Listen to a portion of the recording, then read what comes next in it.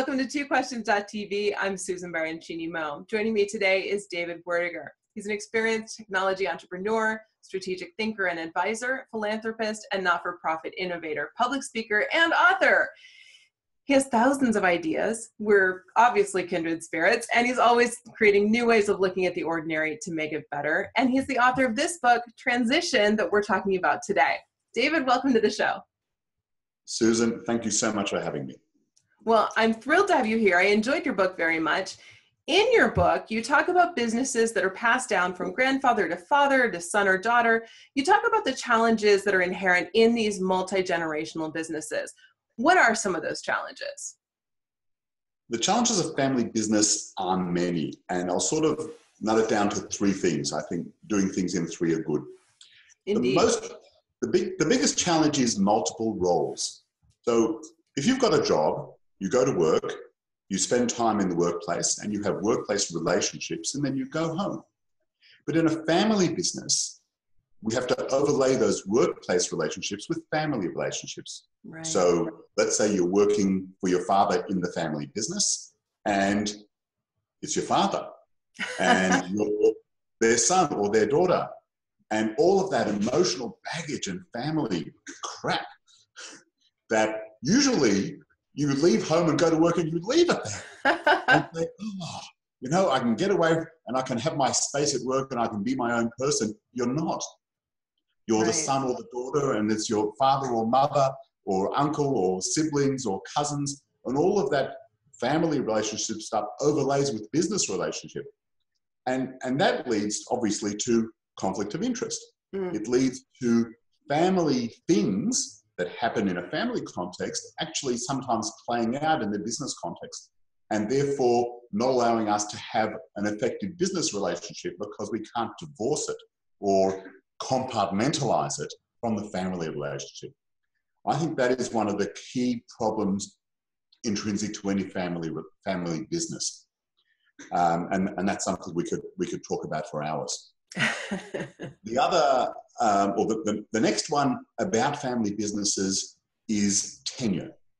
So if we look at the employment market these days, and particularly the younger generations, they're switching jobs. And I use the term they because I identify as a Gen X. Younger people are staying in jobs for less time. Right. And they do that because they want to advance their career or for whatever reasons that are driving their employment choices.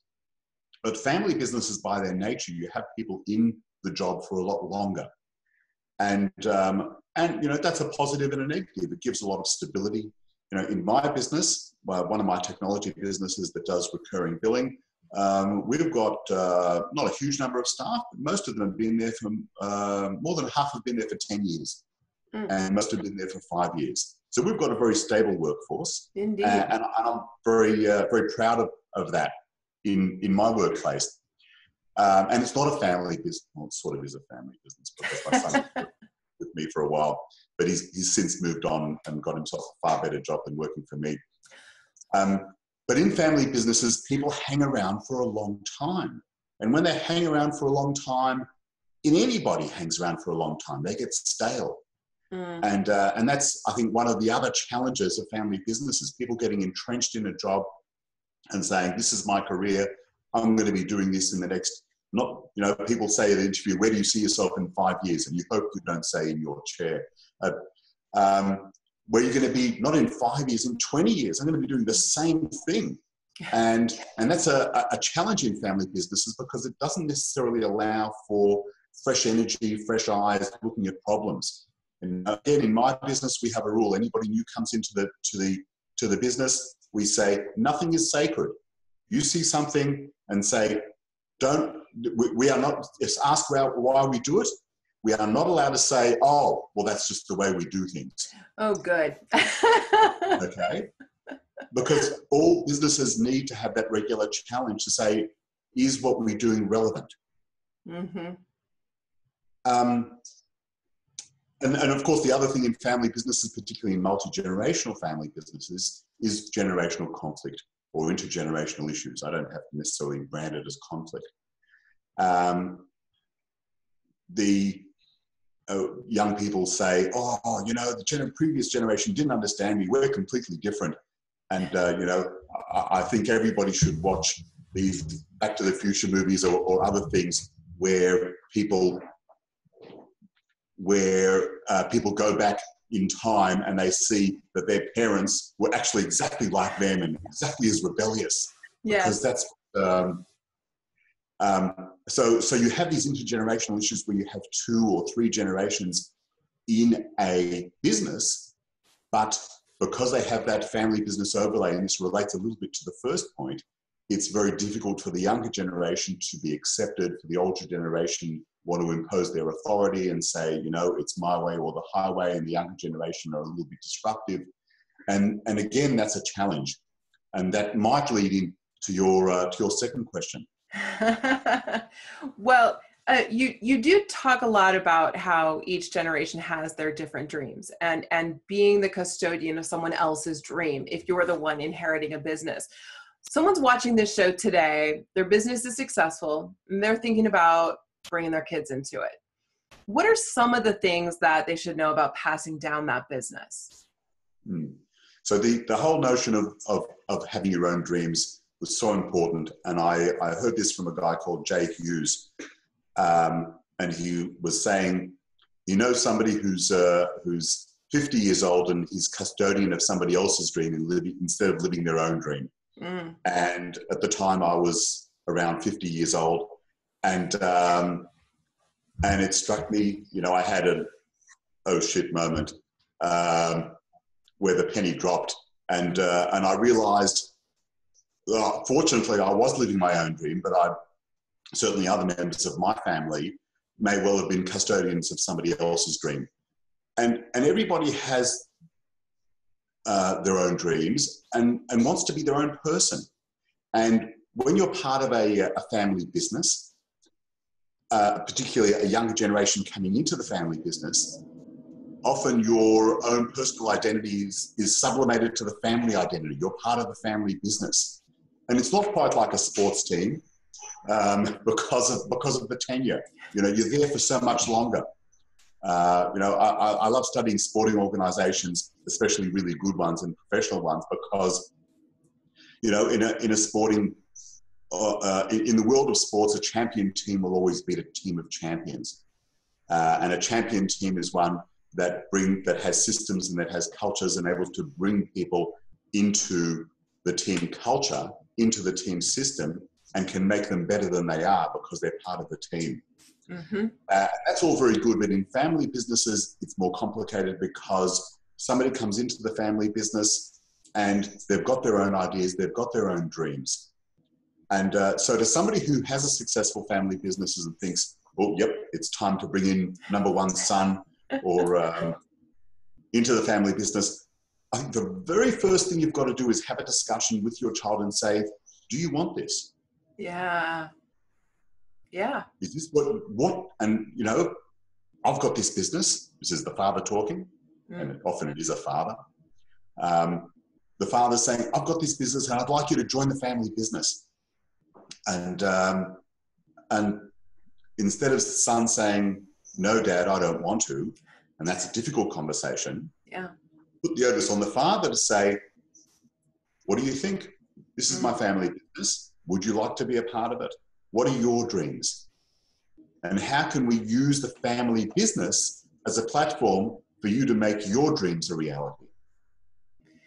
Yeah, it seems like that's an awfully important equation that gets missed in so many families, because the assumption, especially once it becomes multiple generations, not just, you know, a grandfather passing it down to a father, but many, many generations, it becomes really an assumption that children will be a part of the business. And so often they feel stifled by that, like they're forced into it.